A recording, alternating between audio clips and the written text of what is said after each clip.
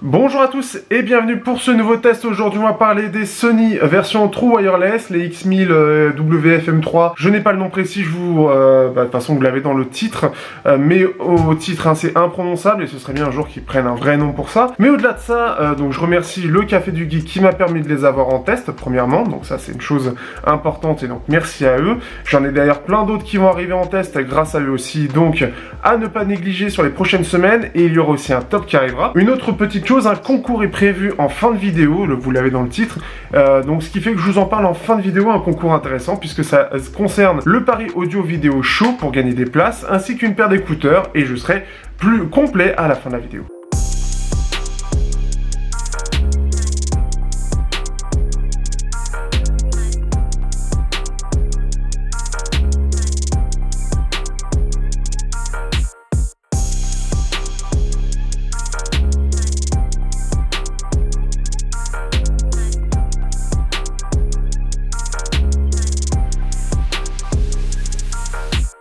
Donc, alors, c'est Sony. Qu'est-ce que ça vaut en termes de design? Déjà, on a droit à une boîte qui est assez jolie, donc un petit coloris, un espèce de or rosé, on va dire, à l'avant. Un rose assez léger, donc assez sympathique, avec juste Sony. On a une entrée USB-C ici, et c'est extrêmement sobre. On a juste le fait que, alors déjà, la mention NFC, donc on peut les coupler en NFC, c'est d'ailleurs ce que j'ai dû faire, et la mention si c'est en charge ou non au niveau des écouteurs, avec cette petite LED ici. Vous avez les écouteurs qui sont dedans, et donc des écouteurs qui sont assez imposants, il faut le dire, vraiment imposants, puisque vous avez donc la face avant avec la partie tactile qui est bien, puisqu'on la ici on retrouve assez, on la sent assez facilement. Vous avez le micro qui est ici. Vous avez la petite LED qui est, si je dis pas de bêtises, elle est ici. Et alors, je vous avoue que en termes d'ergonomie, j'avais un petit peu peur, mais au final, bon, parce que bon, on le voit, ils sont quand même gros. Hein, si on prend un doigt, vous pouvez voir que c'est quand même assez imposant. Vous avez ici les 3 pins de connexion, ainsi que donc ici l'embout qui est assez épais de base. Bon, après, bien sûr, vous avez d'autres choix.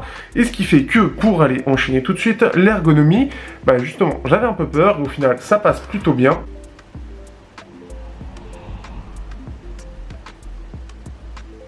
J'ai clairement pas eu de soucis, ils tiennent bien dans l'oreille, l'embout prend bien cet effet ventouse. Ils sont à la fois souples et on les sent quand même assez épais, donc c'est quand même assez agréable de ce point de vue-là. Après, vous en avez bien évidemment de toutes les tailles, donc petits et grands, pour ceux qui veulent. Donc ce qui fait que, en plus de ça, pour les ranger, ça va, on repère assez vite puisqu'il y a 2 mentions.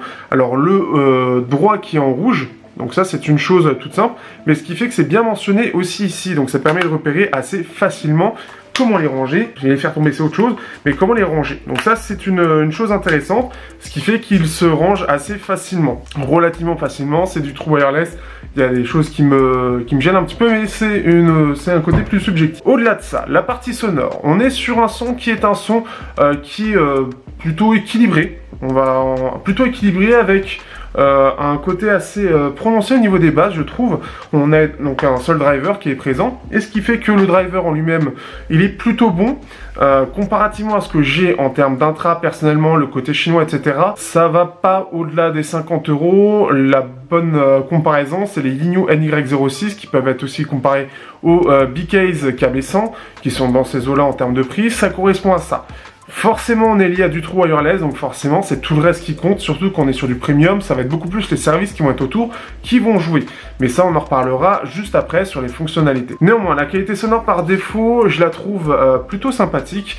On est globalement sur quelque chose qui est globalement assez bien détaillé. On a une scène qui est correcte sans être extraordinaire.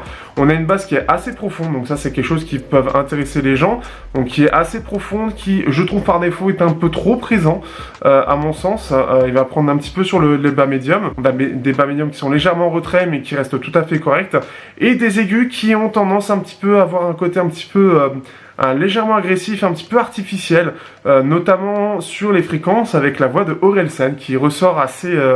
c'est là où en général on voit les boosts qu'il y a dans les hauts médiums et aigus, et avec la voix d'Orelsan en général ça passe très mal, et ici c'est exactement le cas, c'est très agressif et c'est pas du tout naturel en termes de rendu, donc ce qui fait que c'est un petit peu ça, et c'est un peu le défaut que j'aurais à donner. Par contre, au niveau des fonctionnalités, vous en avez plein. Vous avez une application dédiée qui va permettre de gérer déjà la réduction active de bruit, donc une réduction active qui qui va être réglable sur 20 niveaux différents, soit de façon automatique, donc c'est-à-dire que ça va, à partir du moment où vous lancez l'application, ça va gérer automatiquement la gestion selon comment vous êtes. Si vous êtes au calme, en train de marcher, s'il y a beaucoup de bruit, donc dans les transports, etc. Et en fait, il y aura plusieurs niveaux selon son analyse qui va prendre quelques secondes, on va dire ça en général ça prend 1 minute, avant de changer et de se dire, bah voilà, tu es en tel mode, on a un petit bing qui arrive dans l'oreille et on a une réduction de bruit qui est différente.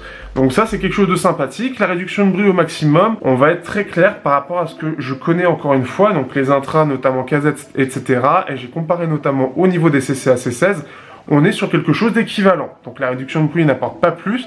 Par contre, par rapport à la plupart des intras que l'on a, on va dire en Occident, qu'on connaît plus nous en France, ce sera mieux globalement. Ça a une bonne réduction. Si je compare par exemple aux créatives en termes de True Wireless, bon à 80 € certes, on est sur quelque chose qui est bien meilleur, puisqu'on va avoir la réduction de bruit passive qui va être du même ordre, avec la réduction de bruit active qui va en rajouter un peu. Donc ça, c'est une chose. Vous avez bien évidemment aussi un égaliseur, vous avez le mode clear bass qui va être présent et qui va permettre de mettre plus ou moins de basse, et donc d'avoir une basse qui va être vraiment soit très imposante et qui va prendre un petit peu sur tout le reste, soit au contraire qui va être complètement cassée. Donc ça peut être une chose qui peut être intéressante selon ce que vous recherchez. Et vous avez 3 modes. Vous avez un mode, alors si je dis pas de bêtises, il y a vif, il y a détente, non, vif, décontracté et clair, quelque chose comme ça, détaillé, dans le même style, et vous avez sinon par défaut. Donc après vous pouvez faire vous-même votre propre égaliseur. Personnellement, j'ai préféré le mettre par défaut, c'est ce qui était le mieux, avec une clear bass à 0. C'est ce qui pour moi rendait le mieux, moi je préfère avoir le rendu qui est par défaut donné par l'écouteur. Vous avez en mode vif, ceux qui apprécieront en général le plus, c'est parce qu'il y a justement plus de basses et les aigus qui ressortent, donc on a quelque chose de beaucoup plus dynamique qui plaît à l'ensemble de la population, on va le dire. On peut dire ça comme ça. Et ce qui fait que globalement aussi, je mettais la réduction de bruit au maximum pour avoir une réduction de bruit par rapport à ce que je connais qui est équivalent. Donc ça, c'est une chose. Au niveau de l'autonomie, j'ai pas eu à m'en plaindre, on est aux alentours des 6 heures, plus 18 heures dans la boîte. C'est ce que j'ai retrouvé aussi dans mon quotidien, j'ai pas eu de soucis, j'ai pas eu peur de l'autonomie. Donc là-dessus, ça tient bien, c'est une bonne chose. Les 18 heures du boîtier me semblent un petit peu légers, pour moi ils auraient pu mettre un petit peu plus. Après, on est dans la moyenne du marché à peu près. Il y a pire et il y a mieux, mais ça aurait été mieux d'avoir une trentaine d'heures. Je trouve que c'est le truc un petit peu sympa. Comparativement, encore une fois, j'ai les créatives où il y a à peu près 8-10 heures d'autonomie et 20 heures de plus à côté. Donc on a 30 heures, là on a 24 heures. C'est la moyenne du marché, c'est pas incroyable, mais ça pourrait être pire.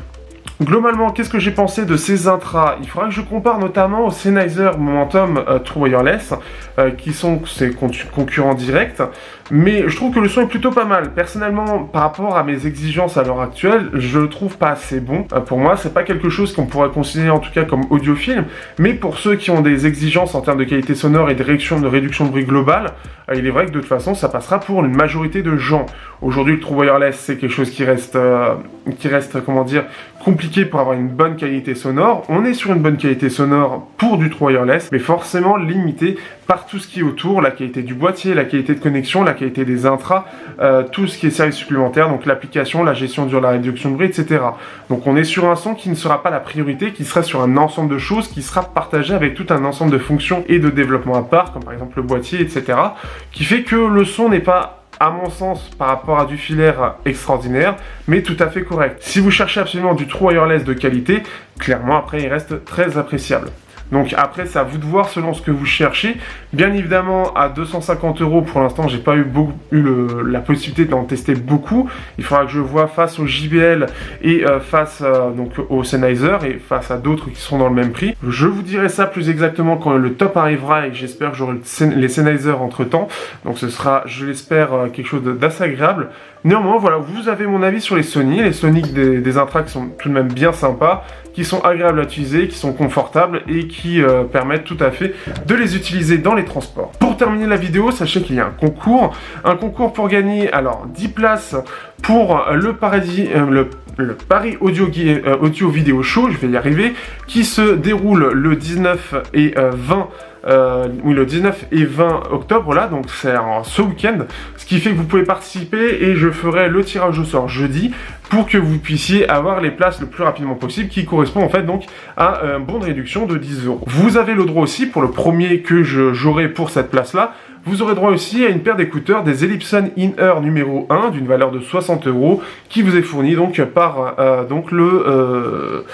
qui est fourni par le salon, donc qui m'a invité et qui m'a permis de faire ce concours-là. Vous avez aussi un autre concours sur Twitter, si j'y pense, je le mets dans la description, qui vous permet aussi de gagner donc une platine et 10 autres places. Donc une platine d'une valeur de 200 € de chez Ellipson aussi. Petite précision pour le concours, c'est un concours par tirage au sort, donc ce qui fait que je tirerai 10 gagnants au sort. Pour pouvoir participer, vous mettez « Je participe » dans n'importe quel commentaire dans les commentaires YouTube, et donc vous aurez donc votre petite participation et je ferai le tirage au sort via le logiciel qui permet de tirer au sort les gens sur les commentaires YouTube. N'hésitez pas aussi à vous abonner, partager, liker, etc. Et on se dit à bientôt pour un prochain test sur Technoid.